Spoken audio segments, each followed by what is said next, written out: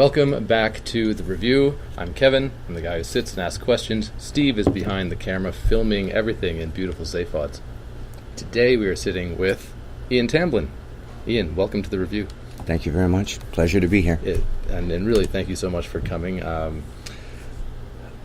I've struggled a little bit, I have to admit, kind of coming up with the right way to kick this off, because I find a lot of guests or people you talk to are fairly easy to introduce. Because, like, this is a yoga instructor, this is a musician, this is an author. You have covered a lot of ground in your career, kind of musician, playwright, traveler, guide. I'm wondering what you think of classifications. Because you defy so many classifications. I'm wondering if it's, do you consider them fair? Or is there a way to classify kind of what you do? A bon vivant. That would be probably the best. Bon vivant? A bon vivant. Yeah, that would probably be the best description. They all feed into each other. Each one of the sort of careers or things I've done has been, they've just followed each other. Right.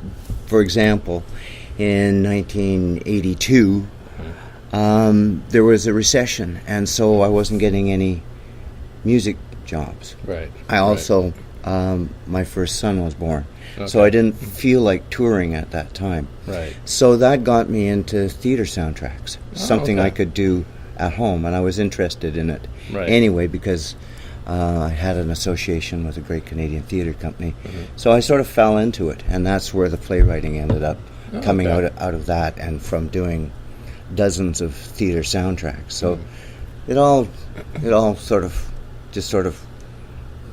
I fell into it. If one door closed, another door swung open. Well, in terms of doing soundtrack work like that, because it's a different approach to creating a song and telling a story of your own.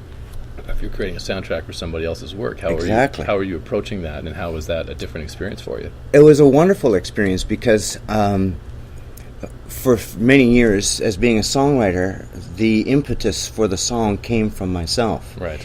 And I was, instructed and limited to what I knew playing guitar, piano, whatever instrument I was doing. Right.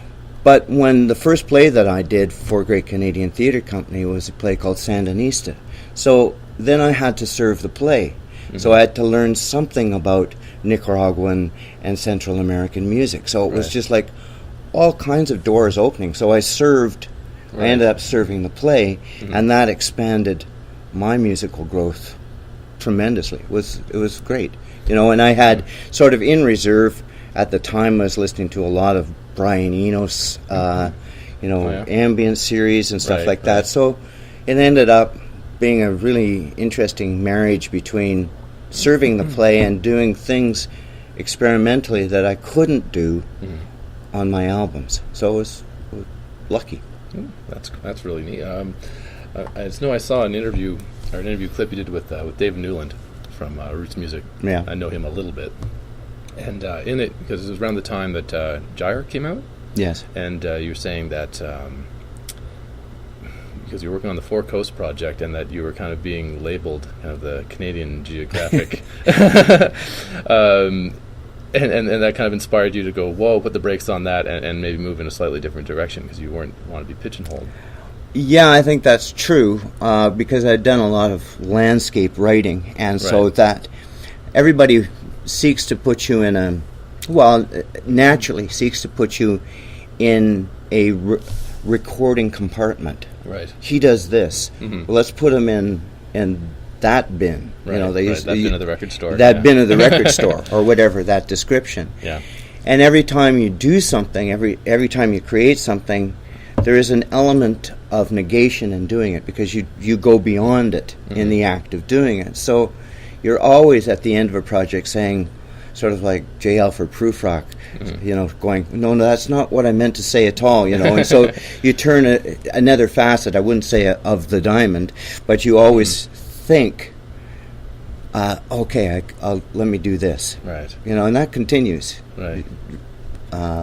To this day, like I was getting this label as, sort of the National Geographic of song. But earlier on in my career, I was known mostly for romantic work. Right. And at another point, when I was working for the CBC, I was sort of more known for satirical work. Right. And in the theater community, they didn't know anything about my songwriting. It was all about play soundtracks and design. Right. So you've managed to keep a fairly good profile in many different camps, and they don't necessarily talk to each other. It's kind of well, no, they're different tribes. Yeah. A theater tribe is completely different than the music tribe. And then for years I thought that I could bring them together, but they're so different, and any tribe is exclusive. Right. So they don't.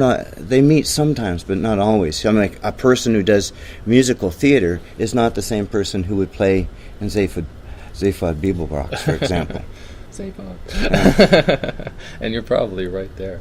I know. I mean, you've obviously had a long and prolific career. This is just released album 35. Let's get a quick zoom in on album 35. There it is, which is in black and white.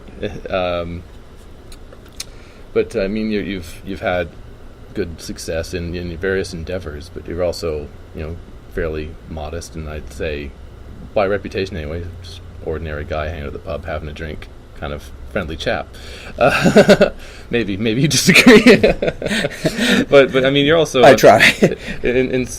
You've had these degrees of success, but you're also you're still an independent artist, and you reach out to kind of upstart indie media, kind of like what we are doing here. But how is it for Ian Tamblyn, the independent artist?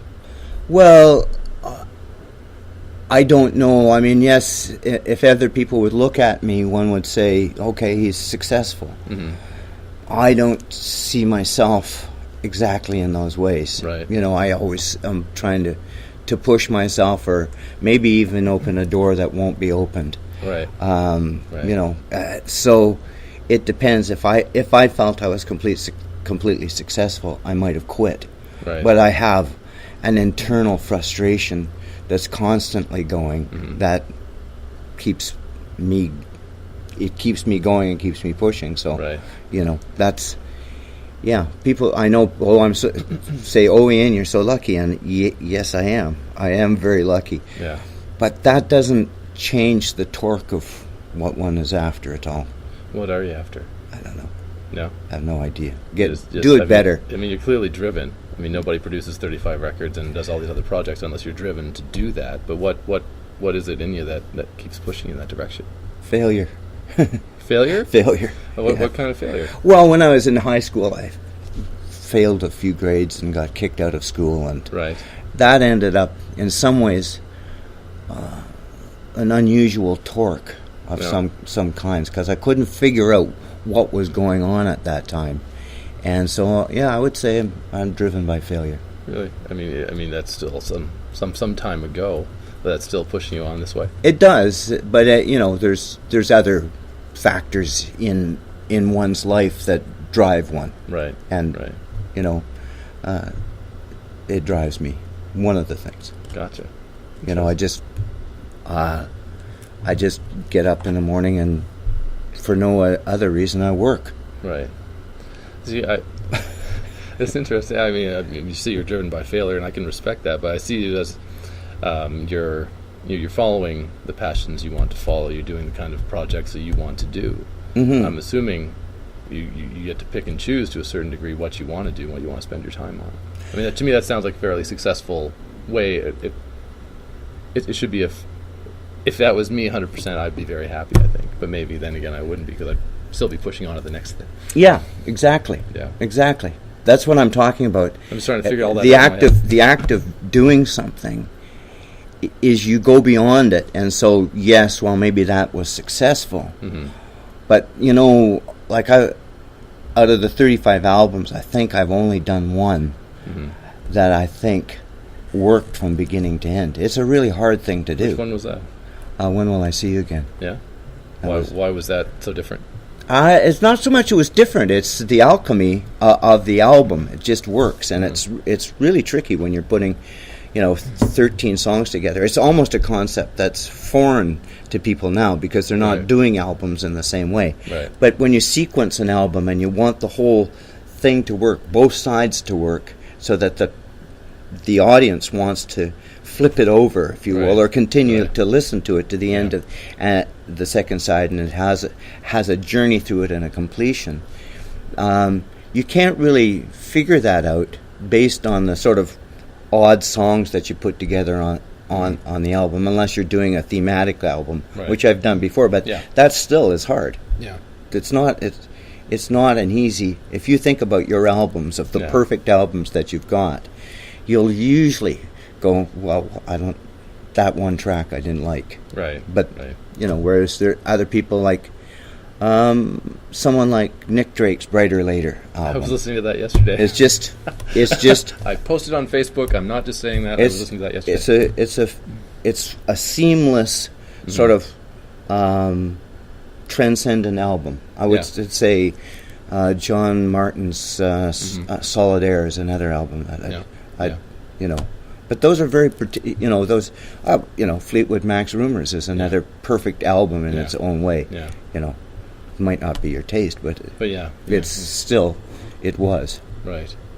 Well, how about we take a moment? I'd love to hear you play something. Would you like to play something from the new record, Side by Each? Yeah, sure.